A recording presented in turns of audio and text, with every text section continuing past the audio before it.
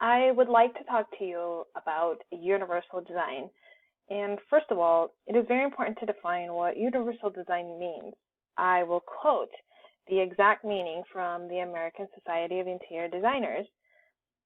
The term universal design is often applied in different ways, but broadly refers to the concept that ideally all design, which is products, technologies, and of course the built environment, should serve the broadest range of people, regardless of levels of ability or mobility, age, gender, or physical stature, without the need for adaptation or specialized design.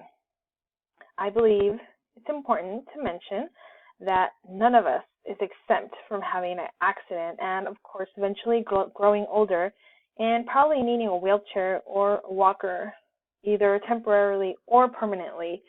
Accidents happen all the time, and you could slip at work or be in a car accident and need a neck brace, or even worse, have very little mobility. Maybe something as simple as twisting your ankle at the gym. Now, imagine for a second what your life would be if you ever have an accident, if you haven't had one already. Would your home be comfortable? Could you go inside your house if you're in a wheelchair? Could you wash the dishes? Could you cook dinner on your own? After passing through all these troubling thoughts, Dr. Lacey said, and I quote, "We are all a step away from being unable." And this thought is terribly scary and so true. I would like to share this short video to help you understand the limitations people in wheelchairs face every single day of their lives.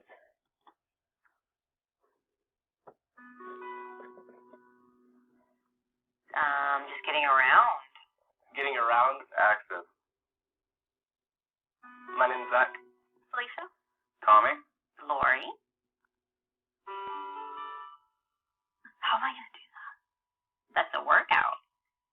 It's going to be a challenge, but I think I can do it.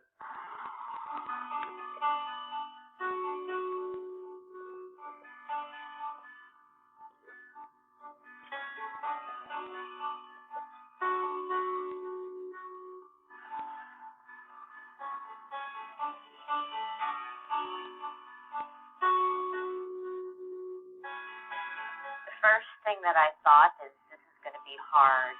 The ramps and stuff were difficult, but then there was more challenges. I experienced that people don't really like to talk to you very much. You were being overly too kind to me. I felt pressured. Everybody's time was on me, and everybody's eyes were on me. I don't feel like I was a person no more. Mary, I've been in a wheelchair since I was 4. To me, being in a wheelchair is just complete acceptance. You kind of got to get people into the mind frame of just seeing you as a person and not seeing your chair. The biggest difference is the way we see things.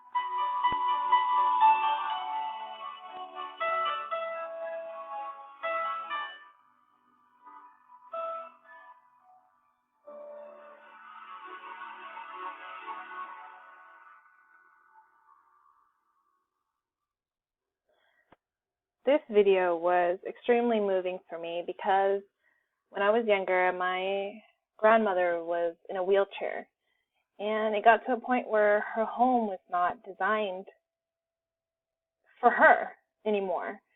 The shower was on the second floor, and every time we had to carry her up there.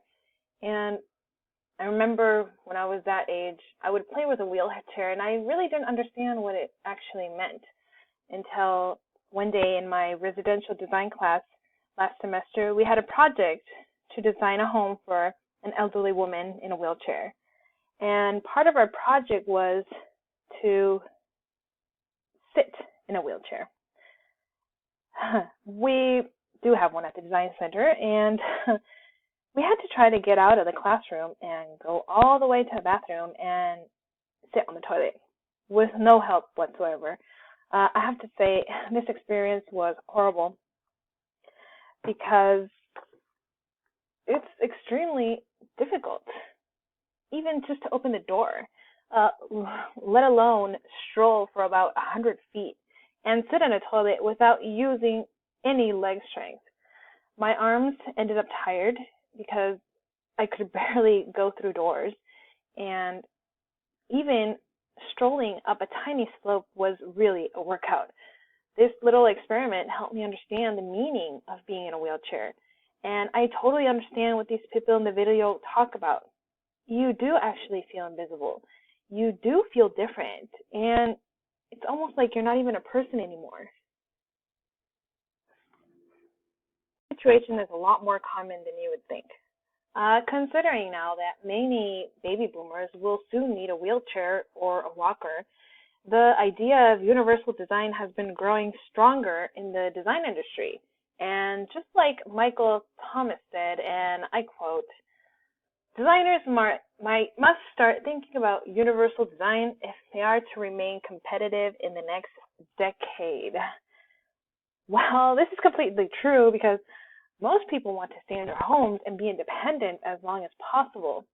And I think it's horrible to have to rely on someone else to cook for you or even shower you. And statistics show that 90% of seniors want to stay in their homes, and 4 out of 5 of them believe their current home is where they will always live. These statistics say a lot about how universal design would help them do this exactly. But let's not just think about the elderly in America, because there's 54 million Americans who are disabled. And of those, 22% are adults and they have some kind of disability. And 13% of them have problems moving or going upstairs. If the homes were 100% remodeled to fit their needs, they would be able to be independent, or at least partially independent, for a longer time. For someone with a disability, even opening a door is a challenge. Interior design is a powerful tool to help people overcome these obstacles. If you walk into any public building, you will find ramps or automatic doors.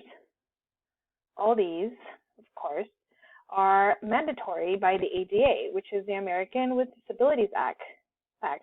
But what happens in homes? ADA is not required, so you can expect that your new home will be built for a person with a disability. Can you imagine going upstairs in crutches? What if you live in the second or third floor of an apartment building? Well, let's put it this way. Imagine you have a typical round doorknob. Well, this guy cannot open it. But if you change it to a lever knob, then even Captain Hook could open it, and he would be very happy. In fact, I think everyone would be very happy. Universal design needs to change our typical household objects and be inclusive of everyone. Even products that require opening can be a challenge, or bending down to get something from a lower shelf. Interior design is helping thousands of people live a more independent life in their own homes. For example, you can see this very pretty, modern, stylish bathroom, and it's actually universal design. You can see the walk-in shower is perfect because it doesn't have a door.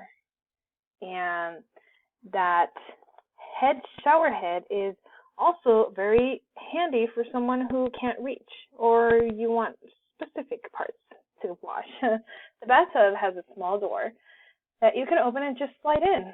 And the opening under the sink is used specifically for someone in a wheelchair, and they'll have enough leg space and reach the sink.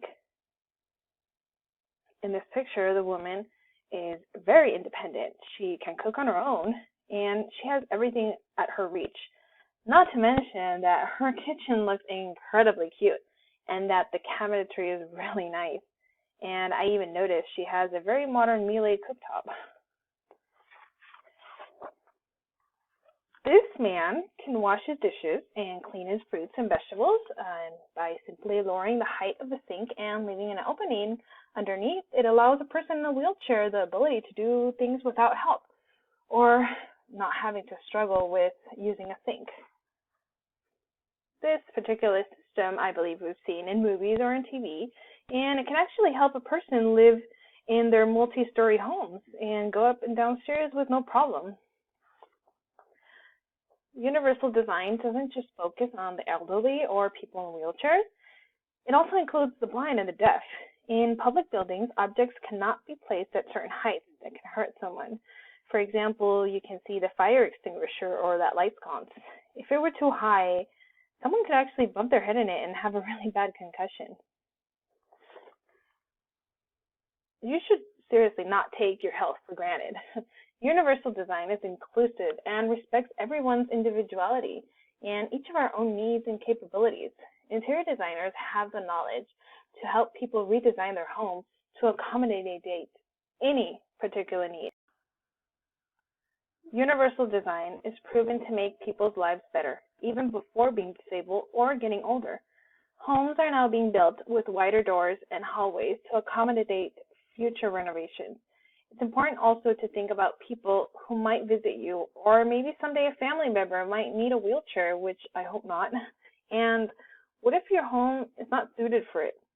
It's easy to say, well, I'll just move, but it's actually easier said than done. And even homes with one floor are not built for people with special needs.